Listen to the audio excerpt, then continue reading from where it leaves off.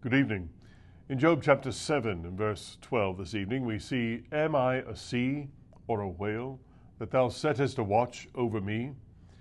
This was a strange question for Job to ask of the Lord.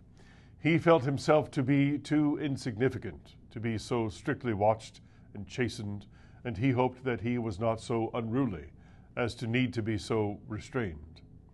The inquiry was natural from one surrounded with such insupportable miseries, but after all, it is capable of a very humbling answer. It is true, man is not the sea, but he is even more troublesome and unruly.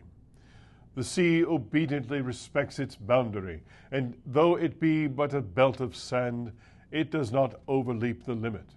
Mighty as it is, it hears the divine hitherto, and when most raging with tempest, it respects the word. But self-willed man defies heaven and oppresses earth. Neither is there any end to his rebellious rage. The sea, obedient to the moon, ebbs and flows with ceaseless regularity, and thus renders an active as well as a passive obedience. But man, restless beyond his sphere, sleeps within the lines of duty, indolent where he should be active. He will neither come nor go at the divine command, but sullenly prefers to do what he should not, and to leave undone that which is required of him. Every drop in the ocean, every beaded bubble, and every yeasty foam-flake, every shell and pebble feel the power of law, and yield or move at once.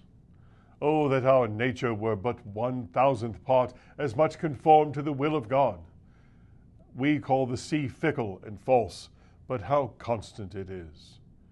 Since our fathers' days, and the old time before them, the sea is where it was, beating on the same cliffs to the same tune. We know where to find it. It forsakes not its bed, and changes not in its ceaseless boom. But where is man, vain, fickle man? Can the wise man guess by what folly he will next be seduced from his obedience? We need more watching than the billowy sea, and are far more rebellious.